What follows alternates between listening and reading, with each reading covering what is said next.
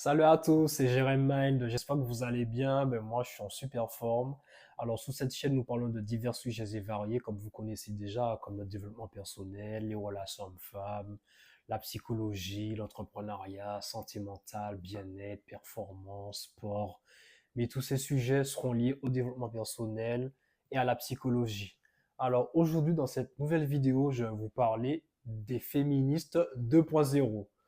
Aujourd'hui, ça va piquer, donc préparez vos popcorn ou autre chose à manger, vos boissons préférées et installez-vous parce que ça va vraiment piquer aujourd'hui. Donc, si vous avez la chance de regarder cette vidéo, installez-vous bien. Si vous n'avez pas de la chance de regarder cette vidéo, que vous êtes occupé à faire autre chose, mettez vos AirPods, écouteurs et écoutez cette vidéo en forme podcast.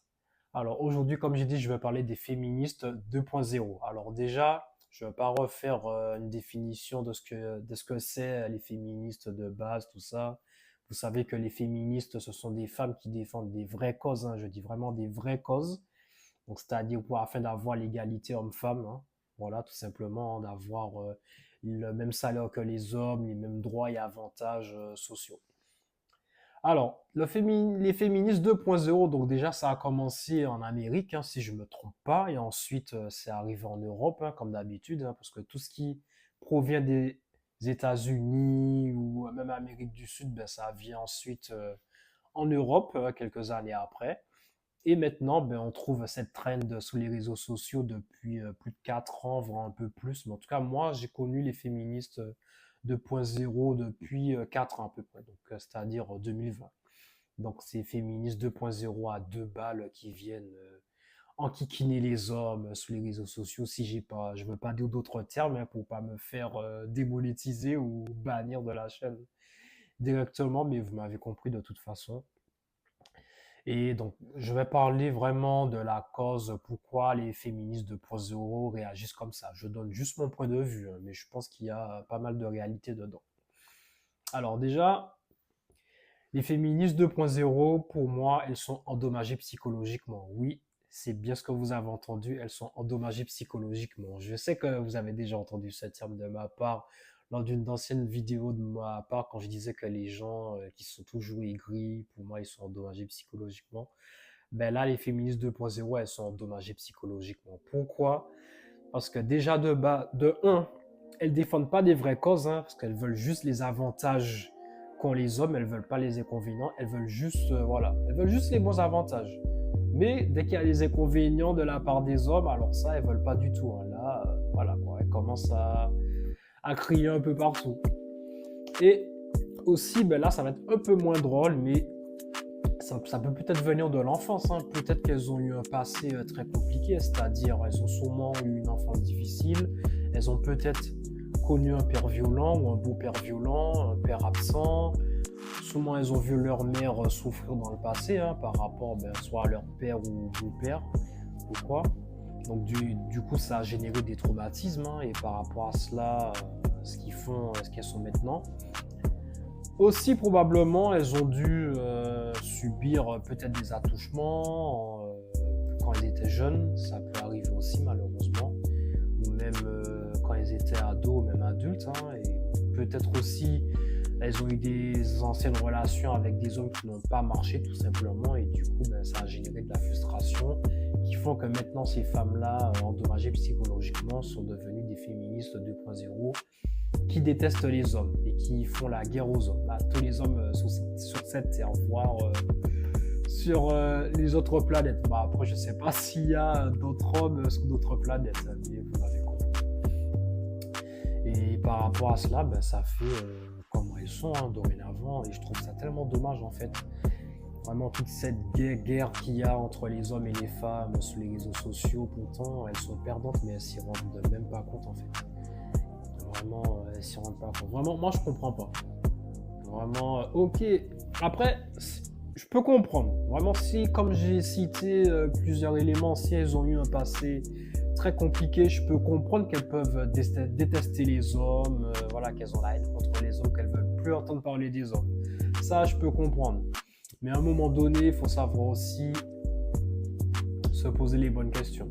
Surtout par rapport aux relations, encore par rapport à ce qui s'est passé durant l'enfance, c'est-à-dire, voilà, si elles ont connu un père violent, un beau-père violent, qu'elles ont vu leur mère souffrir, ça encore, c'est pas de leur faute, on peut pas leur en vouloir. Aussi, même pour les relations, si leurs relations n'ont pas fonctionné, c'est un peu de leur faute, mais pas spécialement parce qu'elles peuvent pas avoir le contrôle sur tout. Mais si c'est vraiment, là on reste sous les relations, si c'est par rapport aux relations qui n'ont pas abouti, elles ont quand même une part de responsabilité. Et il faut qu'elles arrêtent de rester dans le déni, parce que c'est pas en restant dans le déni qu'elles vont avancer. Si elles se remettent pas en question, ben, à un moment elles vont pas avancer, elles vont continuer à engendrer de la frustration. Et elles vont continuer à faire la guerre contre les hommes sur les réseaux sociaux, voire dans la vraie vie. Et elles vont pas avancer en fait.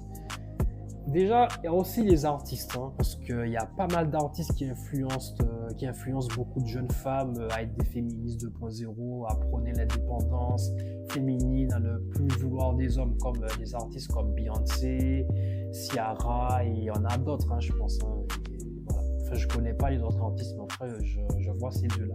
Cardi B aussi un petit peu, mais ce que ces femmes-là ne savent pas, ou peut-être qu'elles savent mais qu'elles ne veulent pas l'admettre, c'est qu'une fois que Beyoncé, Ciara, Cardi B, elles ont chanté leurs chansons, et Nicki Minaj aussi, elles ont prôné, voilà, comme quoi elles n'ont pas besoin d'hommes, qu'elles sont bien toutes seules.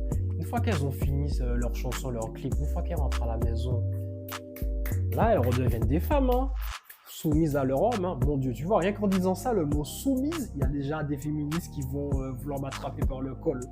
Mais si vous, il y en a qui veulent m'attraper par le col, venez, je suis là. Vous n'allez rien faire de toute façon. Bon, revenons sérieusement à la vidéo. Donc, je disais, les féministes 2.0 qui prônent les musiques de Beyoncé, Ciara, qui prônent les féministes 2.0. Une fois que ces femmes-là, elles sont entrées dans leur foyer, ça y est, elles ont leur mari. Hein. Beyoncé, elle a Jay-Z, Ciara, elle a Russell, j'ai oublié.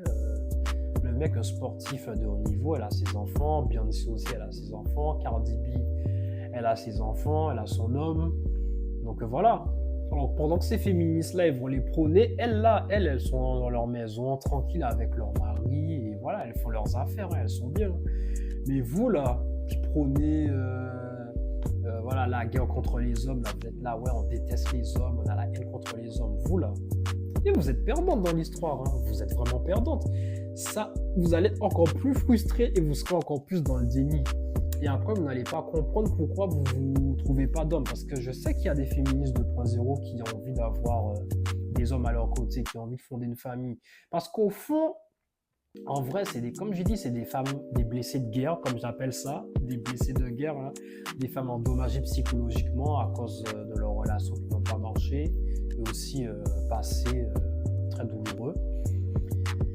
Et c'est par rapport à ça.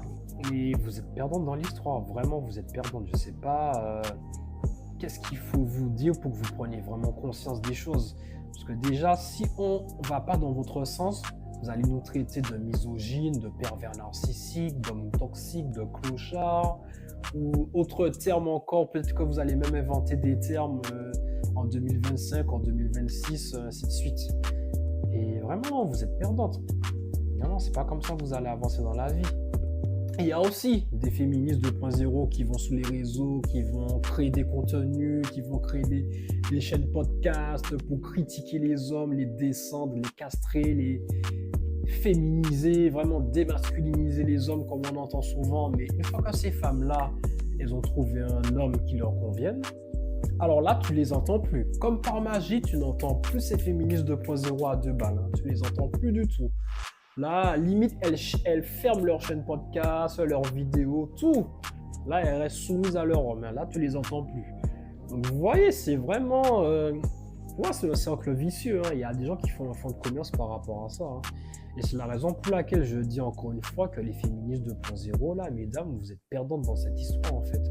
À faire la guerre contre les hommes. Vous croyez que ça va vous apporter quelque chose, mais ça va rien vous rapporter.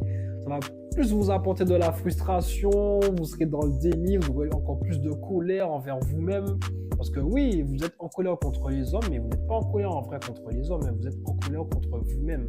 Vous avez cette frustration que vous n'arrivez pas à enlever en fait de vous. Et du coup, il faut bien que vous que vous jetiez votre frustration autre part. Et du coup, malheureusement, ben, c'est nous qui prenons en fait. Voilà. Vous voyez, même en faisant cette vidéo-là, il y a des féministes qui vont m'attaquer, qui vont se mettre en colère.